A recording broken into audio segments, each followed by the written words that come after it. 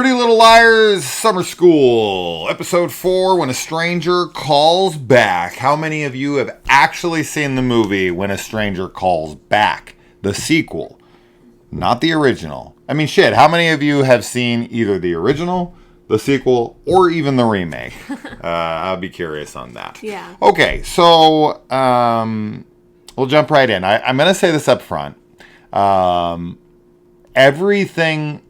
There's a bunch, but like everything with Imogen in this, for the most part, is some of the dumbest shit this show's ever done. Yeah. It is so unbelievably unbelievable that it was actually like making me yell out loud. And I typically don't do that. I usually just try to accept things. And this show is fairly silly anyway. But this just felt next level because it deals with her baby. Mm-hmm. And I feel like she would be on overprotection mom mode, especially with how we've seen her previously with the baby in this season, where she's like the stalker girl who's showing up unannounced, leaving things on the door and being like, I have to protect my kid at all costs. To move from that to this, yes, she's protective over her kid in this. I'm not saying she's not, but she's so stupid with her protection on her kid in this that it's aggravating. So just getting that out of the way right up front. So if you're like big Imogen fans and you're going to get mad at us, and go ahead, because we're going to lay into her. All right. So Kelly is in her cult. I don't give a shit. I don't know what else you would call this. This is a cult. It definitely feels like a cult. There are no crazier people in the world to me than religious fanatics. Mm-hmm. Those are the tippy top of the crazies.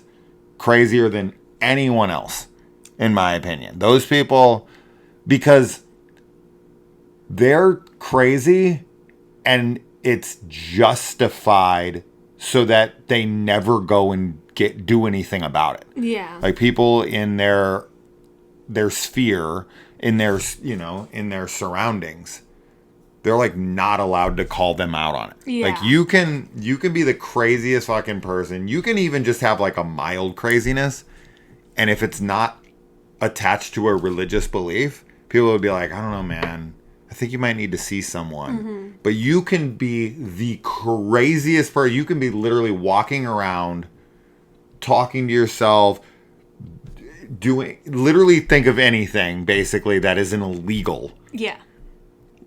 The craziest person you've ever seen, and if you walk up to them and are trying to help them or ever like, this is my religious beliefs, then it's an immediate like wall of protection that goes around them. Everyone's like, man, you gotta leave them alone, it's their religious beliefs. And it's like, they're fucking insane, and I'm gonna call them out on them. And most people won't, but these people are fucking nuts. Yeah, it's like a socially accepted insanity. Yes. Well, some people explain or describe love that way. Yeah. But I guess that's true as well. No, this is literally fucking cult craziness. Anyway, and these people haven't even done anything that bad, but I'm just triggered by people like this 100% because this never leads anywhere good. Yeah. All right, leaving our religious beliefs out of here. But she finally sees this cult for the hypocrisy that they espouse. I mean, that's always going to be the case. This is always how they do it, though. This is always how they do it. They did this in Killer Body Count. They do it in every one of these things. They always catch them fucking.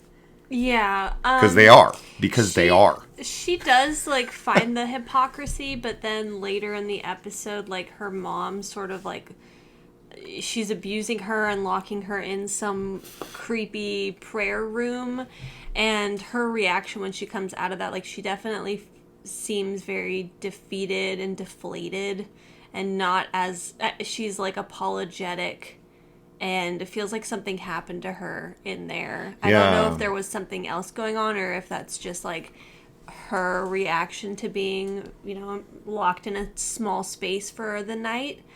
Yeah. But I don't know if anything's going to come of her finding out that hypocrisy yet, because she sort of seems like she's like going along with it in the morning. I don't know what the hell happened. Her mom came at her. Yeah. And then she like wakes up. And I was like, what happened? what happened there. Yeah. What's going on? So we got some, I mean, this is obviously very, very similar to Carrie, right? Carrie and her relationship with her mom. She comes home and it's like your dirty pillows and you like all this shit. Yeah. And she goes off and she locks her in this little closet and makes her pray to God. Like, if you watch Carrie and you think the woman in that is like justified to be like that because of her religion, you need mental help. Like, no. Because if she was treating her daughter like that without religion attached to it, people would be like, that's child abuse. So why can't we call out things for what they are? I mean, it's definitely child abuse. 100%. So. But people raise kids like that, and they're like, that's religion. Like, I don't know, that's their religious belief. And it's like, yeah, their religious belief is child abuse. I don't know what else to tell you. Anyways, I'm on a freaking crusade right now, I guess. I can't let it go. It just pisses me off. Anyway, so there's all that. Kelly, question. Why does Kelly have a bathing suit if she came there to skinny dip? Wouldn't you not bring one? She doesn't have a, like, she's not one of the lifeguards. I just wanted to see Kelly naked, I guess. But I'm just saying, why she wouldn't have a bathing suit? They came there to skinny dip. There was never any intention to do skinny dipping. I guess not. But she was like, okay, she sees them screwing, and then she's like, okay, hypocrites, I'm gonna do you one better. I'm gonna go get laid. Right? And she goes to get laid, but then Farron and her boyfriend are there because they make up, and she tells her something that pisses her off, and I guess now she's not talking to her boyfriend. But they were gonna fuck, and then I guess she got cock blocked. I mean, she can always take off her bathing suit, but I think you're overthinking it. I think that the show never intends to like show any nudity. No, so that's why. I'm way past that. Oh. I'm just laying out the details of what happened. Oh, yeah. Like saying that Kelly wanted to have sex and she didn't. So when she came home to her mom's, she wasn't even like, I mean, maybe she fucked him. It's possible. I mean, they went out and fucked in the car. I don't think anything happened either. So she comes home and the reaction from her mom is like she did something. Yeah, when she really didn't. The time that she should have like. But she did intend to go out and have sex, and she didn't, and she still gets punished like she did. I'm just pointing out that it sucks. She shouldn't be punished at all, regardless. You know, she can do whatever the fuck she wants. But I'm just saying that's all super lame, and is annoying as all hell. So yeah, poor Kelly. Why do we call it cock blocking? To guys, should it be vagina blocking? You're blocking me from getting into a vagina. It should just be cock blocking to a chick, right? You're blocking me from getting a cock. But typically it's guys that use that. Stop cock blocking me, bro. Yeah, because you're blocking theirs. I get that. That's not the aim though. That's not what you're aiming for. That's what you're going after. You're going after a vagina. You know what I mean? Doesn't that make more sense? I don't know. Doesn't matter. Just a thought. Just a thought. Welcome to Sinister Cinema. Religious persecution and semantical arguments about colloquial phrases. Yep. Yeah. Anyway, all right. Pro tip. I haven't done a pro tip in a while. No, you haven't. I haven't done a pro tip in a while. Actually, I have a few pro tips for this episode. And this, the tip part of this actually is, makes sense because this is about waiting tables. So if you work at a restaurant and it's slow, you can't just leave. That's not how it works.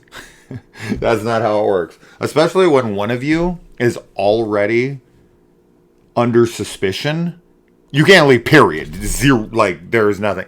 Now, if they knew the guy and they were, like, super cool friends and all that, like, okay, like, for instance, in the movie Valley Girl, when Randy shows up and, you know, she's up there and she just goes to leave. And he's like, don't you have to work? And she's like, I have flexible hours. Like, it's her fucking dad. He's not going to fire her. And she does say bye to him. She does. And he waves. And so even then, in that case, that's her father. You'd never fucking... Yeah. This is absurd. She already is under suspicion for having Yeah. stolen money. Both of them are. Sure, but whatever it is, they're just like, it's slow. You want to just go? And they leave. Even if it's slow, you still got to count your drawer. You still have to cash out. Yeah. You still have, like, they have money on them. Yeah. They've taken a couple tables. They didn't have zero. They said it was slow. That just annoyed me. It's silly. It's a nothing moment. But I was just, as somebody who waited tables, as somebody who worked in restaurants for 5 years of my life, just thinking of like a server or servers walking out, like when you're fired. You're fired. Yeah. And the cops would be called because you took money. I think the way the scene plays out, like, I do think they walk away from the door that led back into the restaurant. No, because they're in But- the alleyway and the door's behind them to the restaurant. And they walk this way. I'm almost positive I That's have what to I watch was the scene saying, again. that they So- walk away from that door. They don't walk towards it. Oh, sorry. I thought you were saying Because you I thought. was gonna okay. say that I if- thought you were going to argue if that they they- went in to like say let's Yeah, leave. Oh, that's what I sorry, was gonna sorry. say would make sense. Sure. Is if they went in to like leave off screen. But I think they do just walk away. Which would take, because you could argue like, oh, they just wanted to save screen time, and like Haley said, just have them walk towards the door. Yeah. But then people would be like, I thought they were leaving work. Yeah, I think that's probably why they didn't do it. But yeah, it's very weird because I've never worked anywhere where I could just leave when I wanted to. And I do think that because they already set it up that, which, you know, honestly could definitely be some added drama in the next episode, like where they try to go back to work and Sure. their boss is like, you're fired. Like, you guys left and she got arrested for like stealing. Yeah. So, yeah. Yeah, I mean, if that happens, fine. Then that's good. But it's not gonna happen. And if it does, cool. But it ain't. And in order to do this scene differently and still have the same amount of runtime and everything, you just do it inside the restaurant, and you have them do it over by the thing, and you're like, hey, it's slow today. Can we go? Yeah. Yeah. 2 seconds. It's definitely nothing. simple. It's it's stupid. As I said, we're spending way too much time on something that is just a throwaway thing. It's a show. The logic doesn't have to apply, right? They're going to go to work in the next episode and there's not going to be any drama, but they would be fired 100%. Anyway. And okay, the whole Imogen babysitting thing. So she's called by the dads that are presiding over the kid now to babysit because of some like emergency or whatever. And so they leave and she gets a call. Oh, a window has opened in the house. Yeah. Okay. The amount of things wrong from here on through the rest of her scenes whilst taking care of this baby is so asinine, it actually is angering. So number one, she gets the call. The window's open. She immediately walks into the kitchen to call a guy she barely knows to come over.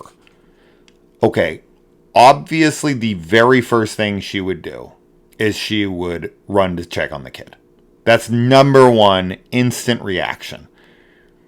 You could maybe argue she would try to find the open window, go grab a knife and then like check the house for windows, but your immediate reaction would be baby. And with the title of When a Stranger Calls Back, I thought it was going to be like, if you check the children lately, a call like that, right? And then she'd go look for the kid or something.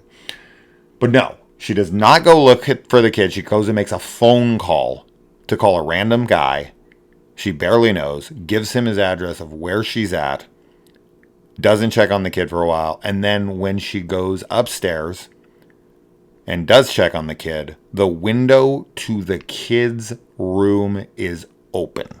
Yeah. She takes the kid out of there. The guy is there somehow already, very quickly. I don't know how close he lives, but it must be super fucking close. I guess he's close. And he walks right in the house. This is ridiculous, but whatever. I'll look past that. That just felt so forced for like added tension of like, oh, someone's trying to come in. Yeah. He wouldn't knock and then be like, Imogen, yell out something before he walked in. Maybe he got the address wrong. Right. Maybe, like, nobody just walks into a house. That's the craziness. I would never do that. Unless I legitimately thought she was in peril. And I was like, I heard screaming or something. Yeah, of course I would bust through the door. But he doesn't even try. No, he doesn't. He, like, knocks for a second and then immediately tries the handle. Yeah. And he doesn't even, like... And this is funny, too, because it's one of those... I forget what they're called. But it's a second door. Because there's, like, a little porch. It's a separation of two doors. But they're only, like, a couple feet apart. And he comes right through, not a couple, but like 5 feet apart. He comes right through the front one and then right through the next one. Yeah. So guess I live here. Like, what? No way. It doesn't matter. Moving on from that. He comes in and he immediately is like, okay, are you having a freak out or whatever? And she's like, and she's like crying. And he's like, okay, give me the knife and the baby. Yeah. And I'm going to let you be alone. And she immediately hands him the knife, the baby, and lets him walk off with the kid. She doesn't know this guy almost at all. She literally has not checked this house almost at all. The window was wide open when she would have noticed it was open when she went and put him in there because there'd be a draft. A kid gets cold. There's no blanket on the kid. We're in like October, so it's cold outside. It's night. There's no way that window is open and she didn't notice it. The fact the window is open now and she's not more frantic about it and that she lets a stranger take her kid. And then, it's so fucking stupid. There's so much more. Then she sits there and she's like not even freaking out, not even having a moment like, oh my God, did I just let this guy take my kid when I literally didn't trust him fucking 10 minutes ago? Thought he was a player, thought he was this and that. But then she comes back into the room and he comes back without the kid. And she's like, wait, where's the kid? And he's like, I put him down. You're not going to go check on that kid immediately? Like, where's that kid? The fact that this random guy took your kid, supposedly found a bedroom in this big house that he had no idea where that could be. He went up there, put the kid down in a very, very short amount of time. Because she kind of takes a breath and then walks in and he's like, I put the kid down. He found the bedroom. He put a baby, an infant down without it crying out for mom, without it needing anything. And then walked back over to her, and the baby's just down. Yeah. And she's not worried about it. And let's just obviously not forget about the biggest important detail here. The window was open.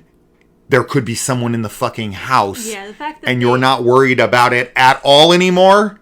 Yeah, the fact that they never checked the house at all. And the fact that he's there so quickly after she calls him. He could just have been outside, right? This is very Scream. I definitely think they should have spent some time showing her checking the house, and I think the way that scene is written and handled is really weird and doesn't make sense for how paranoid their characters are supposed to be. Right, because we're not dealing with like some girl who got a weird phone call, like when a stranger calls, and it's like, maybe I'm just being paranoid. This girl not only had a killer after her who killed people she knew, but now she has a new killer after her who has already killed people. Right, and I this is not like random paranoia. She has every right to be like, there's a killer after me. I know that they're supposed to be like kind of making dumb mistakes because they're young, but I do think that the fact that they already went through something like this in the last season, that they shouldn't be making this kind of mistake. No way. So, yeah, it was really weird. And then the way that I also think that the dads that she's babysitting for, like, call and ask, like, there's a man that walked in the house. Yeah. I feel like they would have also been very uncomfortable with that because one of them definitely doesn't really like Imogen having a relationship or, like, coming around with the baby. Yeah. I don't know. I just think that maybe, but maybe not. Maybe they do, maybe he does trust that, you know, and he could see him leave clearly as well. But still, it's odd. Yeah, I mean, we don't see the interaction when he comes home, but she seems totally fine. And happy, so. I mean, that could be another thing that's brought up later, like, hey, last time we let you. Yeah. But I thought for sure they were, because The fact she walks into the kid's room with a knife. Yeah, I thought they were. I don't know if they have cameras something. in the house or if they just have one at the door. So. I think they just have them at the outside entrances and that's windows fine and stuff. So I don't think they could see anything, but I feel like a lot of people probably do have a baby monitor, like a visual one, especially. I don't know, maybe not. Maybe just a regular baby monitor. The fact that she drops the idea that killer could be in the house or that killer screwing with her and now knows where her kid lives. Yeah. And that doesn't worry her, that kid is going to come into play because we know the killer is going to go after the baby in some capacity. It's going to kidnap it. Yeah.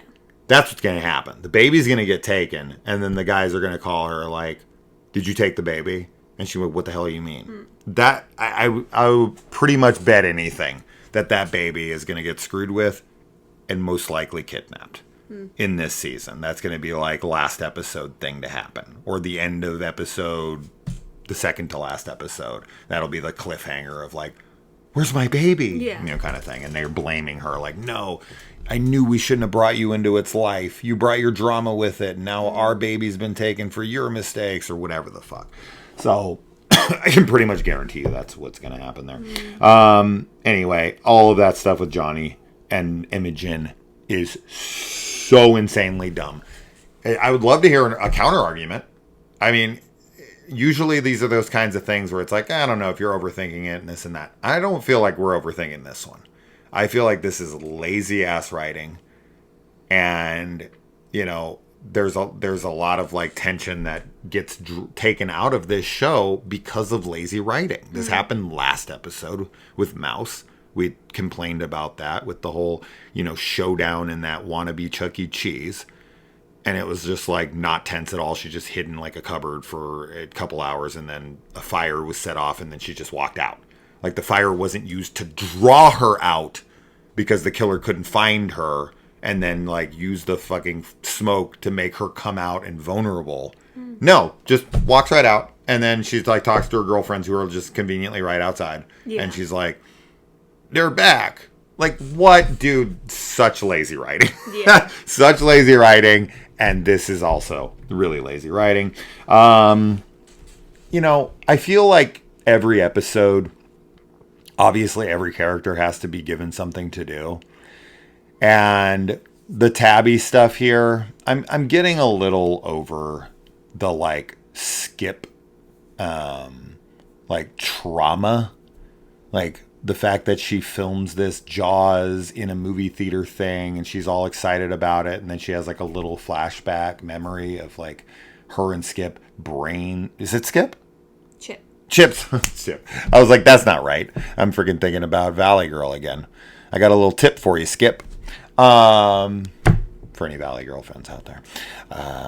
But yeah, so with Chip, it's just, I don't know. It just felt like they needed to have something for her to do in this, like a little extra drama. Just her shooting her movie wasn't enough. And I get it. It's supposed to be something that's like rape victims. They never get to be themselves again. That's why I asked you that question and paused it. Like, I feel like this is just screwing up her life so much, obviously.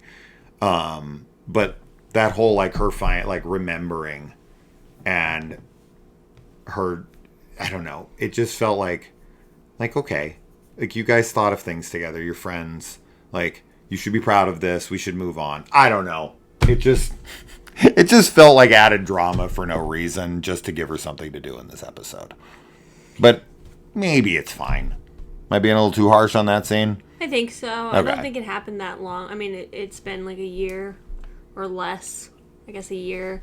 No, I don't think she should be over it. Yeah, I think it's still. I think it's totally normal for it to impact her. I mean, it was something that like she's literally still working at the place, like living in the place where she's surrounded by memories, and it was like the main thing. She still wants to release it, right? She still wants to submit that film. She did submit it, yeah. Right. Okay. Yeah, I think it's normal. I mean, it was like the main thing that they bonded over, and it kind of is like tainted in a way because of that and what happened. So, yeah, I think I don't know. I thought it was fine. I didn't mind her having a reaction. That's just one of those things I'm whatever on. I saw it and I think about that every episode, how the writers are like, I have to have something for this person to do. Like Mouse has to go out to the train tracks. Yeah. Right? Yeah. Like it gets difficult every week to be like, all right, we got 5 characters. They all kind of are doing separate things. I don't know. I found that to be the least interesting. And then the stuff with Noah. Ooh, boy. So after her and Jen get fired, or should have gotten, after they run out on their job, they go out to what is supposedly Jen's father's house. We'll find out if that's true or not. Might be. Noah, who's lecturing her over stealing $20, then convinces her to steal Rolexes from her dad, or at least one Rolex from her dad. And then when she gets arrested for it, kind of acts surprised. And then convinces her boyfriend to help bail her out when... And I told this to Kaylee, and I kind of got to be like, yeah, I told you so. And I was just like, it's really fucked up that her and Jen ran off together out of work. So they had a thing together in jail. So there's already an established thing. Yeah. She's clearly into her again. They ran off to like go in the jacuzzi and have little parties together when she's supposed to be at work. This is like a full-blown date. You know, you could still be friends with your ex, potentially, but that's not what's happening here. She's clearly into her again. She's making up excuses to run off with her. She's pulling money out of her freaking wallet to protect her, you know, and herself, but it's more her. And then she goes and then convinces her boyfriend to bail her out after she already kind of was very on the edge of having a little affair. And then as soon as he helps her bail her out, she's with her alone. And she, not Jen, initiates the kiss. And I told Kayla right then, because we were kind of arguing about that. And she's like, I don't know if what they did was all that bad. And I was like, no. I was like, watch, they're going to kiss right here. And sure as shit they did. And not only did they kiss, it was even worse. Noah as the one who leaned in to initiate the kiss. It wasn't like Jen did it and she was like, oh, I'm just caught in the throes of passion. No. She initiated the kiss after she asked her boyfriend to help her bail out the girl that she was just on like a little date with, that she ran off with. Super fucked up. Yeah. I mean, definitely. You think they did more? You think they fucked?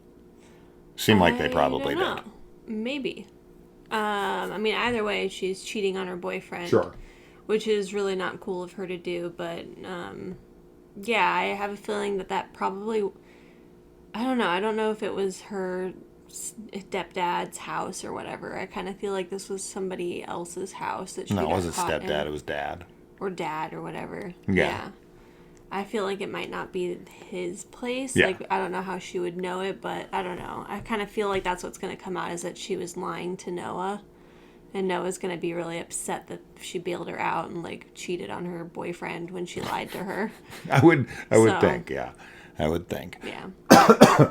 I mean, she just got out, so she's on parole. Yeah.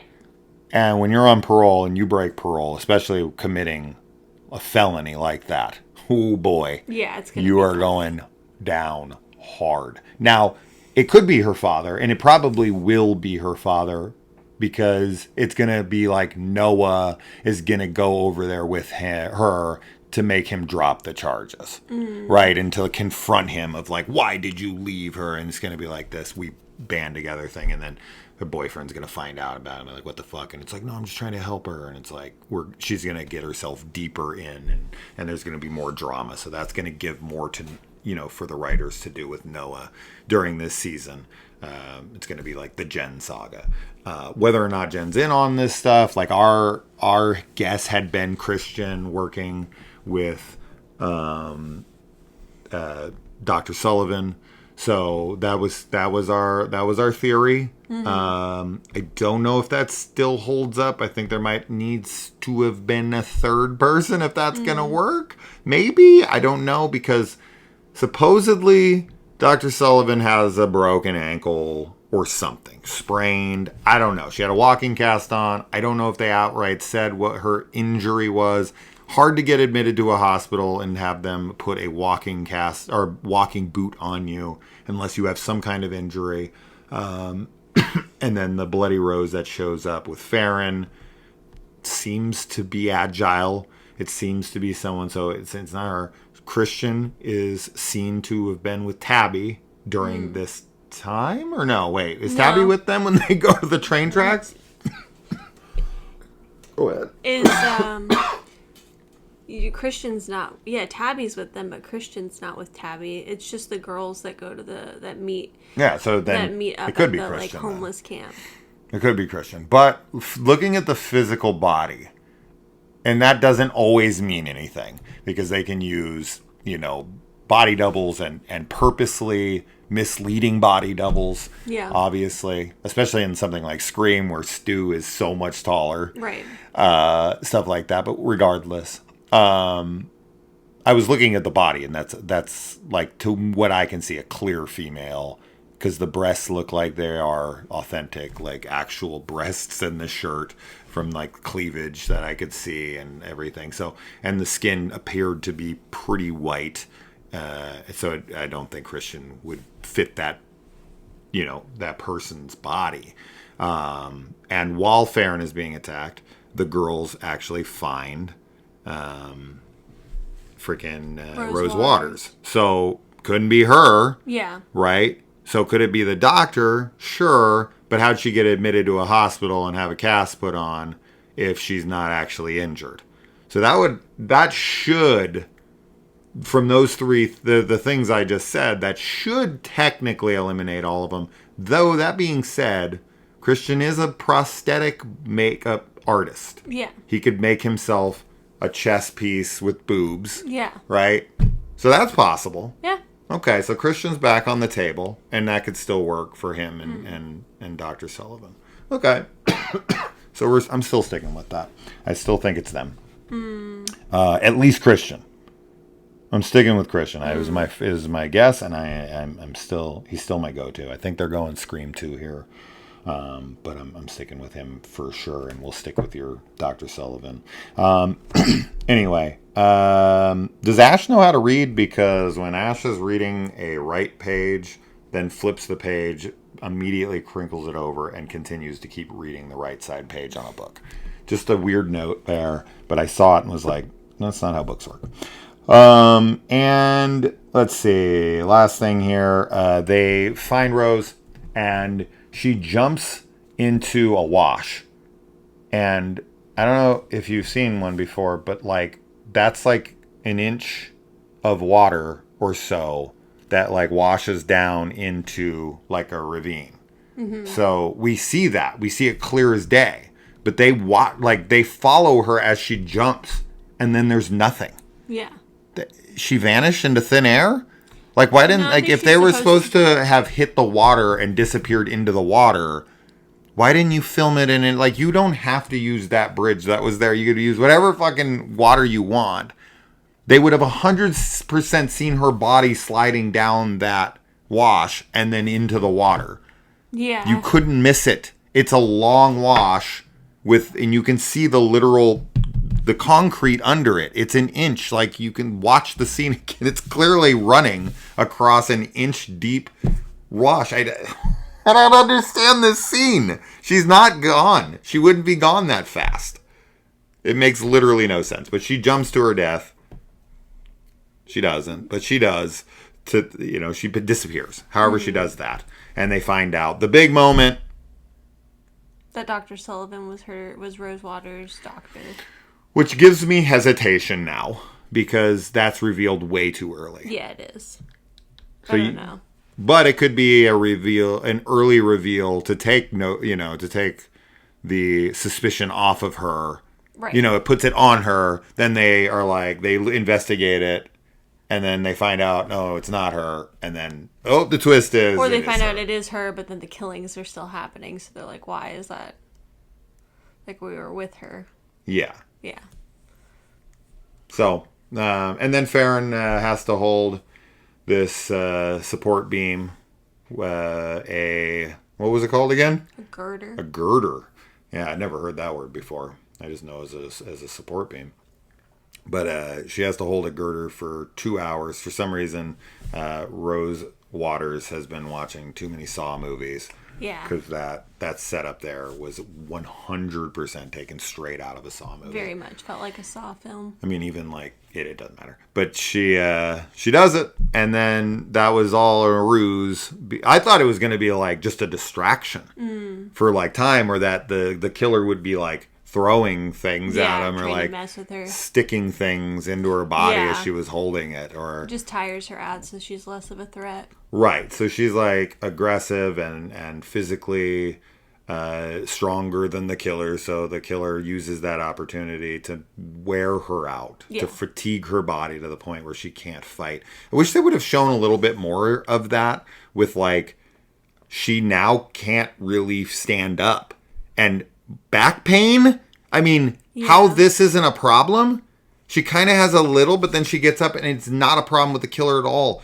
Why set that whole scene up? I think she's going to have, I mean, I think that's just like the adrenaline or whatever, but she's definitely going to have some, at least I think she would have some issues with her back injury. But this is 2 episodes in a row where our characters play games, where they're put into these impossible predicaments, and they have the golden opportunity to add some thrilling aspects here of like, she's super fatigued. Mouse is caught in a burning building. She has to get out. Yeah. There's all these opportunities, and then she just goes and has like a basic fight with them. Like, she's not even that tuckered out. Yeah. And then just jumps a barbed wire fence somehow without taking her shirt or something and throwing it over the barbed wire. Nothing. Like, you couldn't even just throw that in just for 2 seconds just to make it make sense. You can't climb barbed wire without any injuries. That's why it's barbed wire. It doesn't matter. It's just so much laziness in this show. And like, the fact that they set up this fight, this showdown between them, and she's at a disadvantage, and that Farron has literal back issues that she's just solved, and she's dealing with those injuries that could easily come back, and then she's at a severe disadvantage that's right there for you. Why wouldn't you take it?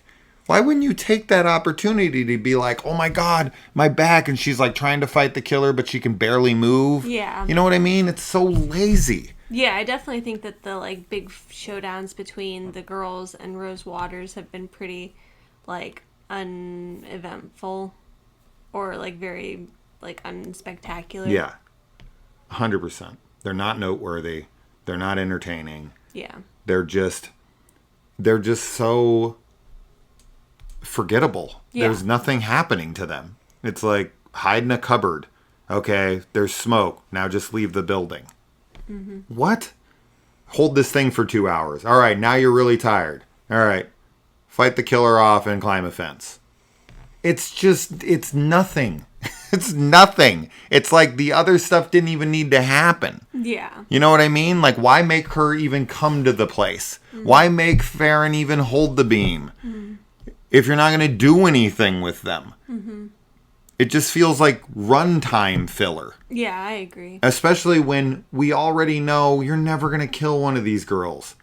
So it takes 100% of the tension out of the scene already, and then you don't even try to add any. We're probably the only people on YouTube that are covering this show that seem to not like it. We're like shitting on it every week. But these are lazy. Yes, it is lazy. Anyway, all right, that's that. We'll see you guys next week. Bye. Bye.